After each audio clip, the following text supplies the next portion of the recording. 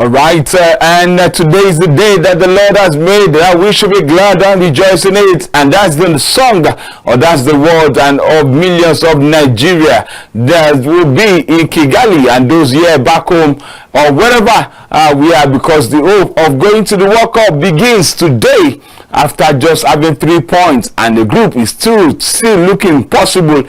If Nigeria will win today by the grace of God, because we love to put God first, it will put us at least 2 points behind league leaders, Benin Republic. But we have to do that in Kigali against the Amavubi Stars of Rwanda at the Amahoro Stadium.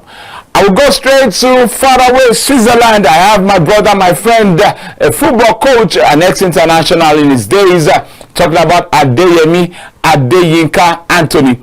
He has those 3 special names. We call him Coach Triple A. And he's already standing by to join us on the show today. He has to squeeze this time and say, "Bros, you are too big in my hand. I have a class, I have a theory class, but I'll stick to you." If you are joining me live from Switzerland, Zurich, let me say welcome to you from Abuja here. What a way, Coach.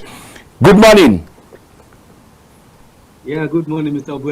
Busolo. It's very fantastic. I'm very happy to be your show for the first time, and thank you for having me. All right, well, today is the day, and we have all hopes on the Super Eagles of Nigeria. 5 p.m. Nigerian time is the game. Tell me, from your own side, what's your perspective about this match first? Let me put just a little bit correction. My name is Adedeji Adeyemi Anthony, not Adeyinka. Oh, Adedeji, Coach. Sorry for that. Yeah, that is okay. It can happen. First and foremost, I'm very happy to be here to analyze about our new Super Eagles coach, because from the onset, before he came to the national team as a coach, before he was elected, I have to be honest with you, I am one of those who, when I have the leading people, 10 coaches that apply for the job, I am one of those who have a privilege to have a contact from one shareholder of the other and ask me what is my take about the coaches that apply for the job. And he was the second person I chose, because I pushed Rednat as the first choice. Second choice was Eric Sekushel. And luckily for us, I would say luckily for us, we did not take him that time. We put Finidi there. So when things did not go right with Finidi, we come back to him again. So I was very happy to be known that my choice of coach is here right now, because I see this coach is a very fantastic coach. It's a coach that like to play in dynamic form. He's a coach that believes in more difficult tactical movement with the ball, without the ball. He's a disciplined coach. So talking about the match today about Rwanda, I think for the past matches we have been playing against Rwanda, we have not been able to defeat them in their soil, and they came down to to defeat us during the time of Igwavon 2-1, and then there's a lot of error that made them to defeat us in that match after taking the lead 0. So today, I think that it will be a different ball game. We're going to have a edge ahead of the Rwandans. You're a coach, and let me start by also looking at this. What should Eric Chell do? I heard him saying yesterday he's not bothered about Zimbabwe Benin result. He's concerned about the 3 points today. If you are in his shoe as the coach of the side, you have the 23 players fully fit. You have Osimhen, you have Tolu Akorodare, Ademola Lookman, Victor Boniface. Tell me, what approach are you going to attack this game with? Are you going to say 4-2-3-1? Let's see if we can defend. Maybe play 5-man defense and see when we can get them on the counter. What should we play today's game if you are Eric Chell as the coach?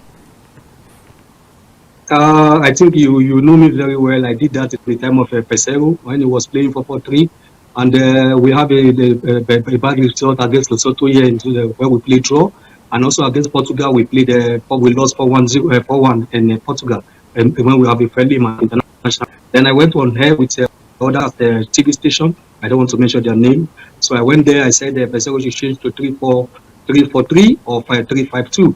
And after in the AFCON, he played the first match with 4-4-3. He lost match, and he switched to that system, which I said from in that group chat and in the sports TV station. And also we also know that Pesero is also with us in the same group. So as a coach, I don't want to contradict the plan of this coach Eric Chell, but I just have to things. I think he's a coach that has a plan B, plan C, which is 4-3 or 1-2. Sometimes he plays to switch to 3-4-3-2-1. He used it to beat defeat against Mali, against Nigeria when Finidi George was there. He did us 2-0. He's a coach that like to game. He's a coach that like to control game. He's a coach that like to go opponents by hard work. When they lose the ball, they go for the second ball as well. And it's a coach that like to play also 4-4-3. I think with this type of opponents we are going to play today, they are defensive minded. I think this 4-4-3-2, 4-3-1-2 is going to be an advantage for them, because we'll make them now to be able to organize themselves. If I'm in his shoes, I will go for 3-5-2, or I go to 3-2-3-2. Where I can be able to use advantage of my two strikers that are doing very well in Europe right now. And at the same time, I want to say something that the weakness of the Rwandans is that they sit back, they waited for you. So what you can do better to get the needed result in type of game like that when you are playing against a team that is playing low block. Because that is the problem all our coaches have been having when we are playing against the low block. We saw it in Rwanda against Nigeria and Rwanda. In Uyo, they played the same thing. Against Libya, it take us 89 minutes before we can put the ball at the back of the net, because they are playing low block. So to play a team like that is playing low block, my philosophy is come from the wing, find a creative player who can who can go one-on-one when you have the advantage of one-on-one. Play the ball quick as possible, to circulate the ball quick as possible. And your strikers, your wingers must have the motivation, the desire, the mood to run without the ball, so that the penetration passes can meet them in the right time, and they should have the right timing when they want to receive the penetration passes in the third half of the field. So those things are an advantage. And when you have the ball, don't slow pace of the ball. Make it in the fast movement, so that before they can recover to push, because in that moment they will be shifting where the ball is. Before they can come back, that dynamic movement, you have already thrown them with the player that have the pace and strength to outplay player one in the third half of the field. A lot of hopes are on Victor Olusosun of Lagos, or Victor Osimhen, you want to say it, and to lead this attack, this first game in the World Cup qualifier, we have Tolu Akorodare also in that team. We have Victor Boniface. These three guys, one of them or two of them should lead the attack, Nigerians are saying. Will you rush Victor in this game to start?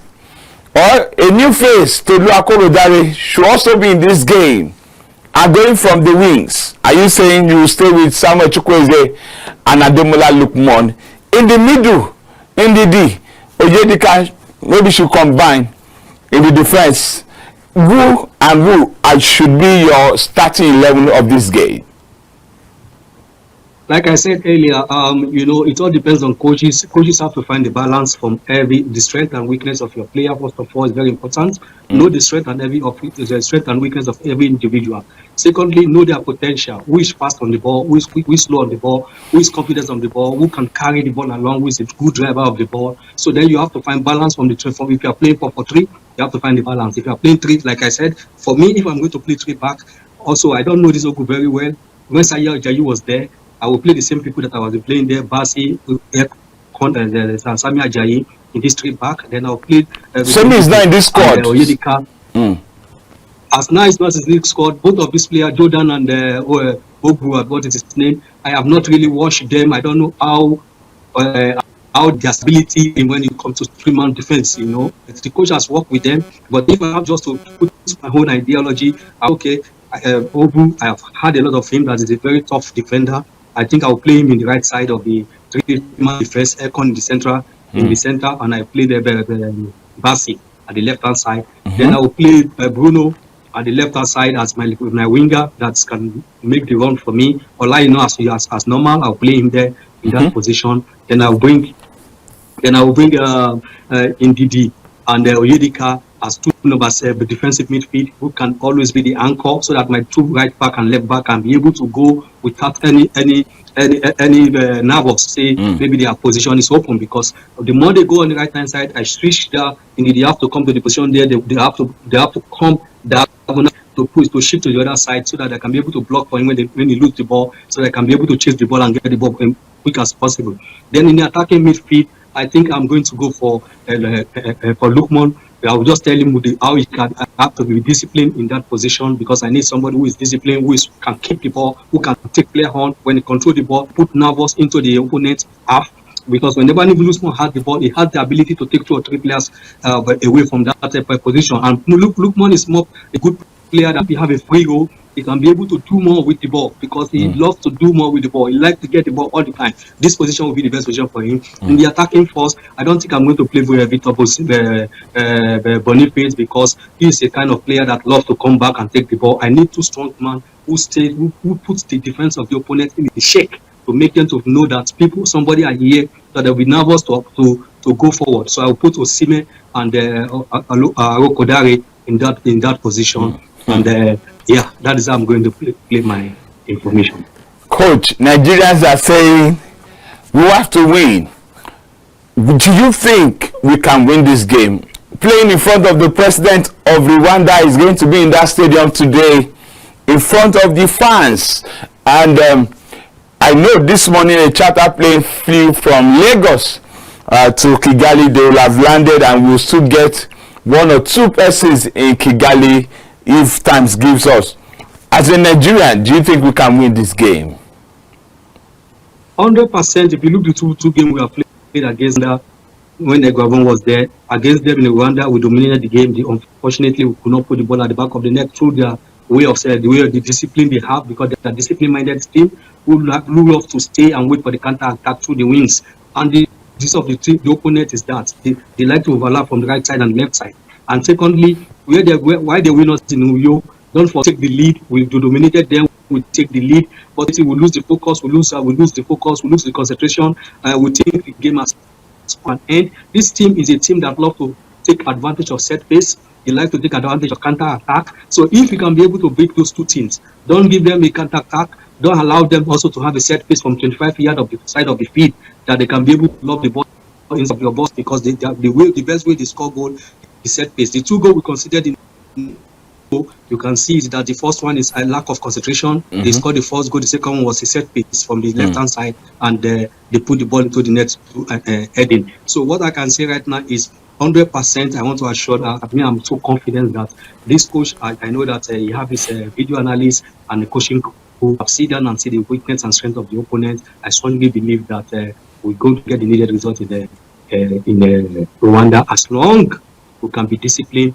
from every part of the field, and also play as a team in collective. Let the cohesion be there in the front of the goal, without selfishness, without individual. You saw somebody in the free position to put the ball at the back of the net. We want to score the goal from the narrow angle.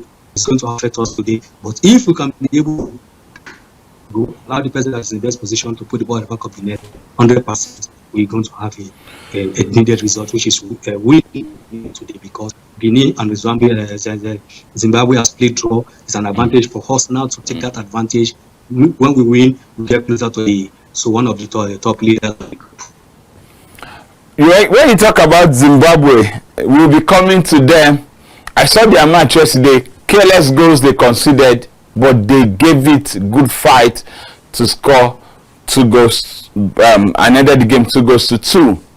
Would they be a tough nut to crack when we play them in Uyo, or we should first concentrate on this game? One question. The next question is, a lot of Nigerians were surprised that Joseph Aribo came back to this squad after a long while. Are you also surprised, Coach? Every coach, let me come from the Aribo side first before I go to the other side. Every coach has the kind of player they want in their team. Like me, I have the kind of player I want in my team. So I think this coach has watched the video of Aribo. He has seen him when he was playing with his club. I think he liked the dynamics of the way he holds the ball, the way he creates the ball. Sometimes Aribo is not a player that is not a good marker of the ball, but it's a good player of the ball. Whenever you have the ball, you know how to possess the ball. I think this coach likes to dominate the team. That's why you think about Aribo to come back to the team. So I will always say is that every coach have a favorite player, the way they want to play, and when you swing to their chance in their first 11 or in their 23-man squad. Now come to Zimbabwe. I also just my the public here today. You see, one thing about football is all about concentration. Another thing is that don't underrate your opponent. When you have taken the lead 2-0, the Benenua, they think the match is over. Now they did not come back with the same pace they started again. They did not with the same mentality, the same fighting spirit, the same possession, the way they possessed the game in the first half. They did not come with that same mentality. But you see the desire, the people that have more desire to commit themselves, to take control of the game, they take the advantage. What happened to the Benin Republic? Zimbabwe came out in the second. They come with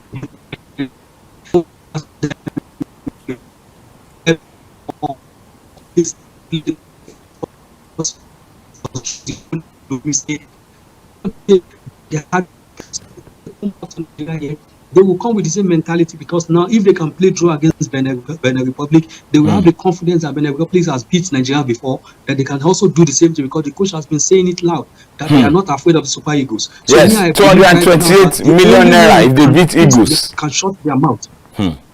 Yeah, the only way with these Eagles can shut their mouth. We are not going to play like a favorite. We are not going to do like we have the African best bowler of the year. Both of them, the one that won last year and the one that is currently right now as the African bowler of the year. You have to take them like you two. You are hungry. You have to play them like you two. You have no a big player in your team, like everybody that is playing there is a local player. So when you come with this mentality, everybody fight for one another, play in units, find a balance. Commit yourself to until the 90 minutes. Don't have less focus. Have a full 100% focus for 40 minutes. That at the end of the blast of the whistle, then you know you win the match, and that's going to help Nigeria. But if they are pushover, they are going to surprise us the way they have done at the past, where we play draw. Coach Adedeji Adeikatoni Triple A, I say thank you from all the way from Switzerland to join us on Sport Gist this lovely Friday. Thank you very much. You've given us insightful moment on what the Super Eagles should do today against the Amavubi Stars of Rwanda. We will still be glad to have you subsequently on our show, and I say thank you in Yoruba Muni Eshepupo for joining us on the show today. Thank you very much for having me. It's also a privilege to be among those who come to your show to analyze. I will be open anytime you call me. As long as I am less busy, I will find a time to honor your call. Thank you for having me once again. Good luck to Nigeria, the Super Eagles. I hope we can be able to win, so that we can be able to have evidence of that, to have hope for finding to work up. But it won't be good for us to work part of it. All right, sir, thank you. And it's time. It's getting close. I will leave you with the highlights of the Super Eagles game.